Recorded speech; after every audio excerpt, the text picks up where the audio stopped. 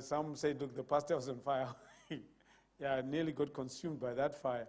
But this week, there is the Lamb of God in me. There is, I'm actually a little bit weepy as I prepared this message because of what God continues to do in my own life and continues to do around us, and see what God has done with all of us.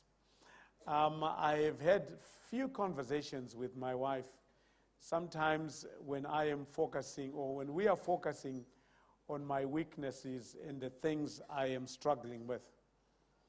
And after a long conversation, I have often left her with this, that, you know, one of these days, I am going to be a better man. And I promise her that when Jesus comes, you will be proud of me. You would be glad that this is a work in progress. And in Philippians chapter 1, verse 6, it says, being confident of this very thing, that he who began a good work in you will complete it until the day of Jesus Christ. So I was thinking around this whole week, and thinking about something that is very special to us all. Perhaps we talk about it fleetingly. Perhaps we refer to it as a topic. Perhaps we talk about it as a way of justification. Perhaps we just know about it. And it is the matter of grace. And I began to look at grace from a different angle. I looked at grace as the God who stoops down. The God who stoops down. That's my simple definition of grace. And when the enemy has given you a torrid time in the valley of Elah, as we found out last week, when we brought Goliath down, and please don't stop bringing this Goliath down. Save a few more stones, because he's got other family members out there, and bring him down, and walk in your victory, and walk in that sustenance, and that knowledge, and in that faith. But this week, we're going to talk about grace, and I'm going to talk about the God who stoops down, or the God who stoops. We never see him that way. We see him more often as a God who judges, who breathes fire. The God of righteousness, holiness, all that he is. But this week, I want us to look at the God who stoops. The God who comes down to our level. Here is what Ephesians chapter 2, verse 8 to 10 says. For by grace you have been saved through faith, and that not for yourselves. Did you know that you were just not saved, not for yourselves? It is the gift of God, not of works, lest anyone should boast. For we are his workmanship, created in Christ Jesus for good works, which God prepared beforehand that we should walk in them. God is not looking for us to be suffering and be always in pain and sorrow, and he's designed, destined us for good works. And he prepared this. He didn't wake up and say, look, well, what do I do with these guys? Now they've come to me. What do I do with them? They've responded to my voice. So what do I? He had a plan for you and me. We can advance the kingdom territory without realizing the grace of God. And it can all be in vain. We can continue to do that which God said we would do. But it would be in vain if we do not realize the grace that is in us and God and what God has done. Here's what Matthew 7, verse 21 to 23 says. Not everyone who says to me, Lord, Lord, shall enter the kingdom of heaven, but he who does the will of my Father in heaven. Many will say to me in that day, Lord, Lord, have we not prophesied in your name, cast out demons in your name, done many wonders in your name? And then I would declare to them, I never knew you. Depart from me, you who practice lawlessness. We did not choose ourselves, but he chose us. That's grace, my friends. we did not choose ourselves. We also did not choose God. He chose us. Romans 5, verse 6 to 10. For when we were still without strength, in due time Christ died for the ungodly. For scarcely for a righteous man will one die. Yet, perhaps for a good man, someone would dare die, would even dare die. Perhaps for a good person. How many of us would do something good to a good person? We would all. I would do something good to a good person. But let me just say, it is difficult to do something good to a bad person. We all know that. Right now, some of us are struggling, are reeling in pain, because we're trying to do something good to a bad person. And everything in you is saying, I can't. Not because of what they did, not with what they did to me. I am not able to do that. I cannot. I am not God. Yes, you're not God. But let me tell you one thing. But God demonstrates his own love toward us in that while we were still sinners, Christ died for us. This is where the core of the gospel is. Much more than having now been justified by his blood, we shall be saved from wrath through him. For if when we were enemies, we were reconciled to God through the death of his son, much more, having been reconciled, we shall be saved by his life. Grace is God reaching downward to people who are in rebellion against him. That's grace. When God stoops down, when he looks down at us, and he sees us as those who are almost unsalvageable.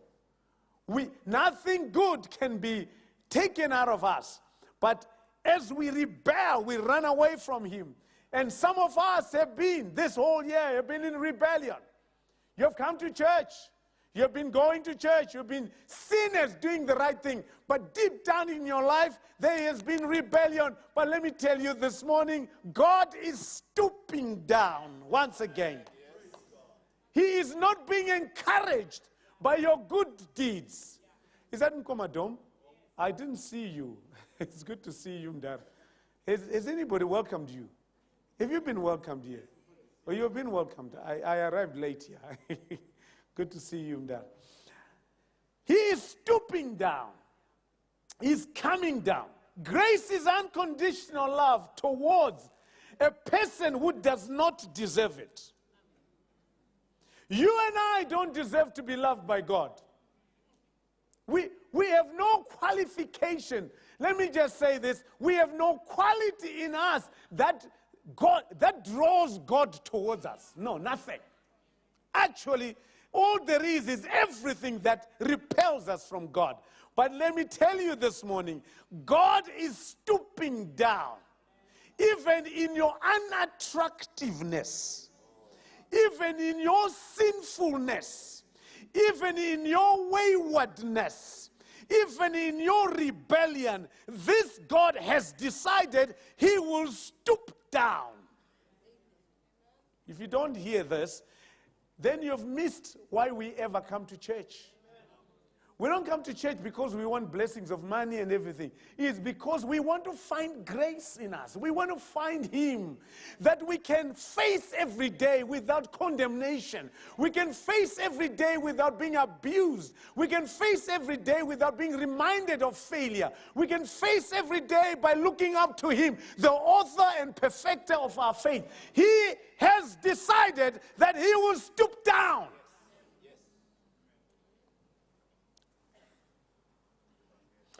Grace is the love of God shown to the unlovely. You know, when you read Isaiah 53, it tells you that he had to take all that which was unlovely, unsightly. So grace is about God shown in the unloved, the peace of God given to the restless, and the unmerited favor of God. That is grace. This is Let me tell you, this is the worrisome of grace. What is the worrisome of grace? It is, in other words,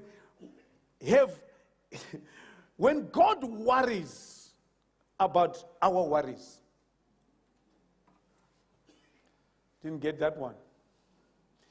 When you're worried about who you are, what you've done, what you've not done, what you want to be, then God comes and takes that and worries about you. And worries about that worry. And takes it upon himself that he's going to deal with it. That is grace. Grace is free sovereign favor to the ill-deserving. We don't deserve it. We don't. I began this whole week, I began to look at my own life and I realized I don't deserve anything. I might look like somebody who's good, who's done good, who continues to want to do good, but at the core of myself, I'm ill-deserving of his grace. I'm ill-deserving. There's nothing I've earned. Grace is love that cares and stoops and rescues. He doesn't stoop. Now, when I'm saying God is come down to stoop, he's not stooping and feeling sorry for you. You know how you go down to people? Somebody tells you about their whole problems. You come and you stoop with them. Shame. You know, oh, I wouldn't know how it feels. Oh, shame. I'll give you tissue. I'll be there for you. You can cry in my presence. You've just stooped. That's fine. But when God comes and stoops, he stoops and rescues and takes you away from where you are. And now takes you to the rock that is higher than you. He takes you to his bosom, and as if it was his fault that you were in that mess. As if it was his fault. Yes, it wasn't. We live in a world invaded by humanism.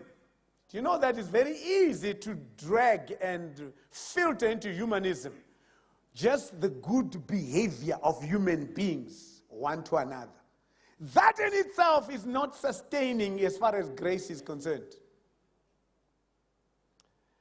Whose central philosophy is karma? How many of us have heard about karma?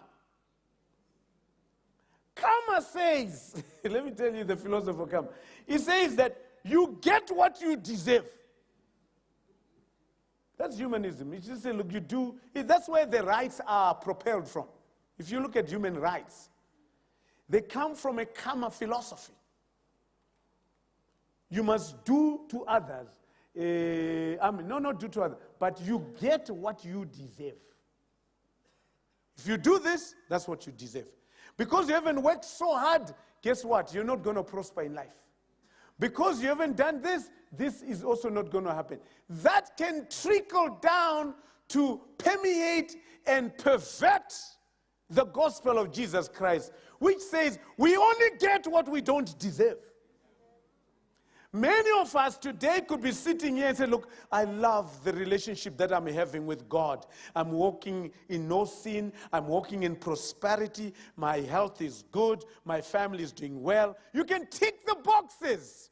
And when you look back and you say, look, wow, if it wasn't because I praise a lot, it wasn't because I fast a lot, if it wasn't because I serve God a lot, if it wasn't because I do all these nice things around, if it wasn't because I am loving and caring to other people, all those things are good, but they are undeserving of God's grace because you cannot earn it. Because there are many people today who have done all of that, but they're walking in pain. There are many of us could be in that sort of category where, Lord, I have done everything that you asked me to do. Why has this aspect of my life not worked out there? It means that even when it has not worked out, remember when Paul was crying out, and he says that if you would take this sore thing in my flesh, this pain in my neck, the reaction and the response from the Lord Jesus Christ was what? My grace is sufficient for you. We think that when we are going through pain, trouble, and harassment and abuse, sometimes God has departed. No. His grace to sustain you is still sufficient for you, my friend. I am not suggesting that you must be destined for pain and so on. But I'm saying when you go through that, just realize that His grace is sufficient for you. And His strength is made sufficient in your weakness. This is the grace of God I'm talking about. So, but karma tells you, you get what you deserve. You're here. You're feeling that way. You deserve it. Grace is the opposite of karma, let me tell you. Grace is getting what you don't deserve and not getting what you do deserve. Christianity and our gospel teaches us that we deserve death. But guess what? We've not died yet. And God refuses for us to die without knowing His Son. That's the grace that is there. That's why you're here today and listening to this gospel. While everyone desperately needs it, grace is not about us. Grace is fundamentally a word about God. His uncoerced initiative and pervasive, extravagant demonstration of care and favor. Kurasirira, kuramwirira kuda.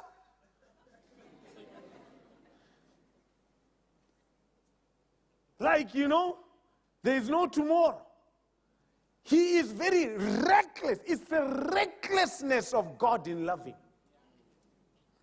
Because if He was careful, He wouldn't do that to me. He wouldn't do that to you. You say, last week I loved them. I forgave them. Now, this week, He's gone back to it again. And you know what? His recklessness, his extravagant behavior in love. To say, look, you've come again. You messed up again. I still love you. I'm not putting a condition. He doesn't actually just ring it back and say, look, like you and I would do. Zanyanya. Zanyanya. Zanyanya. No. Even if you were in my shoes, what would you do? He is not human being. He's not Son of Man that He would lie. We cannot compare with God. He is reckless. He is extravagant when it comes to love. That is the grace of God. So you are here not because you deserve it. Not because you're well behaved this week. Actually, the bulk of us were not behaving this week at all. Thank God about makeup and the way we dress ourselves. We have mastered the art of giving the impression that all was well. You and me, all of us put together. Let's look from Monday, after we brought down Goliath. Monday, kushikira na Sunday. You know what has been going on in your mind and in your life. You know what has been. You know the people you disappointed. You know the people you angered. You know the things that you did wrong. You know the sins that you committed. But guess what? Today, the God of heaven and earth, the one who died for His own children and His own people, has come and says, I'm stooping low again to hold you out of that. I'm being extravagant. I'm being reckless in loving you. How I wish we were like Him. How I long that we were like Him amongst ourselves. But because of sin, we are not. We always judge each other by the behavior that one did yesterday, the day before, last year, 10 years ago, 15 years ago, 1975. You know my favorite saying. 1975, you remember what you did. It's always reminded. But God, when He stoops down and picks you up, He completely forgets. He actually does not remember. When you start reminding Him, say, look, but yesterday, you know, Lord, it says, what happened yesterday? Because by His grace, He's not keeping a tab of what you have done. Because then He will make a mockery of the dying of Christ on the cross. And the blood of the Lamb will be made powerless if He keeps being reminded of sins and works that have been washed and cleansed by the blood of the Lamb. That is grace. That is great. We still live with the consequences that remind us of what we did. But let me tell you, in God's book, there is nothing that happened.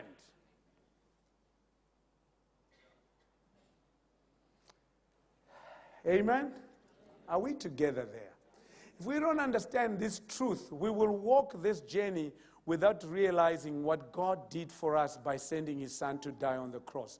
We will think this is a religion of a gathering of people who have common beliefs and common ideas and common styles and common behaviors. No, it is about God stooping down and coming down to us, and he says, I love you regardless. I love you irrespective. I love you recklessly. I don't put a condition on you. In grace, God gives nothing less than himself. Grace, then, is not a third thing or a substance mediating between God and sinners. I'm getting closer now. It is not something, it's not a word, it's not an idea. It's not a good value. It's not a noble thing to be done. It's not a mediatory thing. But grace is Jesus Christ in redeeming action. He's so you cannot say, look, this is, we wanted to see grace. It is Christ alone in his redemptive processes in our lives. So he's at work in us. So, is Christ in me? Galatians chapter 2, verse 20 to 21. I've been crucified with Christ. It is no longer I who live, but Christ lives in me. And the life which I now live in the flesh, I live by faith in the Son of God, who loved me and gave himself for me. I do not set aside the grace of God. So there is no option that today I am walking in grace, and tomorrow I am no longer walking in grace because of what you've done. This is not what Christ does, but it is Christ in me. I do not set grace aside. I don't have it as an appendage. It's not like my walking dog. It's not like my bulldog to fight for my things now and again. When I have won, I put him aside. No, it's Christ continuously in me, doing the work of redemption in me. I do not set aside the grace of God. For if righteousness comes through the law, then Christ died in vain. The apostle sends within himself, not just the philosophy, ideals, or the free influence of Christ, but the person of Jesus. Christ moved in. You know, it's month end. It's month end. And I was just thinking, it's month end, people move. Those who are renting, there is an opportunity that the landlord wants his space.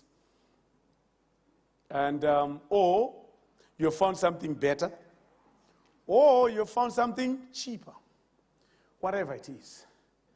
But there comes a time where you have nowhere to go, as it were. So guess what you do? You look for the person who you believe will accept you. And so you come in with your bed and a few belongings and clothes. And you just say, can you accommodate me whilst I'm looking for alternative accommodation? Now, that's temporal. Imagine that, and I'm trying to explain this. Imagine that it is Christ as if he had nowhere else to go. He chooses to say, I'm giving you I'm telling you, I have nowhere else to go. I have decided to make my home in you. This is the grace. So he is not temporarily moving in. He is coming in so that he's part of you, and that is grace. He's not being forced, and he's not imposing himself on you. But he says, I'll move in, and allow me to come in, and you see what happens in your life. When grace happens, Christ enters. Colossians chapter 1, verse 27. To them God willed to make known that are the riches of the glory of this mystery among the Gentiles, which is Christ in you. The mystery. The hope of glory. Now, it's not Christ outside us. It's not this thing that we use periodically whenever we are frustrated. No, it is Christ in us. We often miss the truth. We believe all the propositions. Christ for me, Christ with me, Christ ahead of me.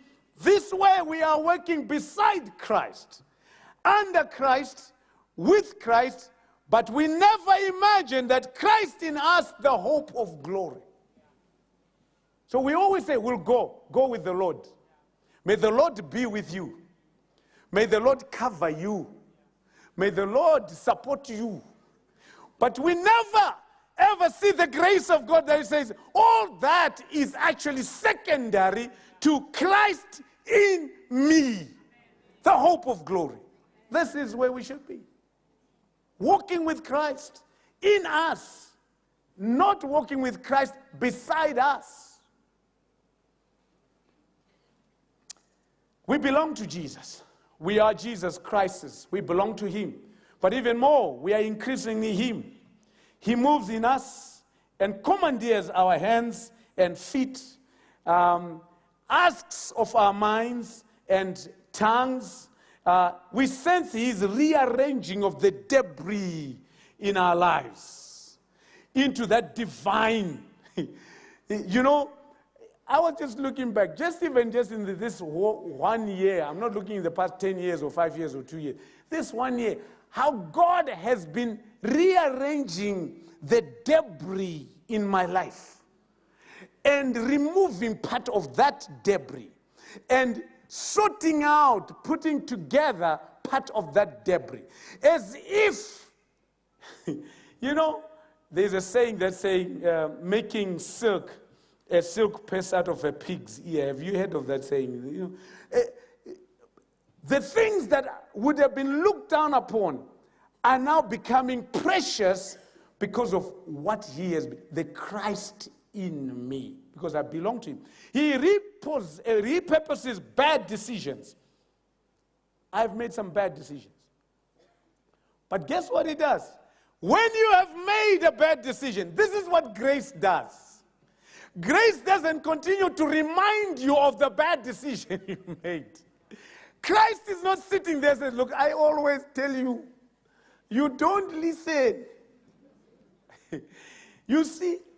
But grace says, you made the wrong decision.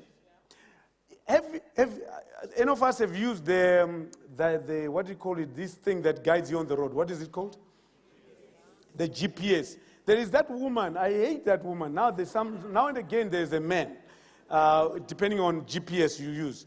It says 10 left, the next 300 meters you 10 left. And then you miss the 10. And I was reminded of that. You know what it does? It doesn't say, it's not like Siri, that other, you know, the thing that is on the iPhones. It doesn't, it's like this person doesn't give up on you. It says, at the next 10 right and then right. It's like God says, you made the wrong move. But at the next 10 another right and another right. He repurposes you again, even in your bad decision. He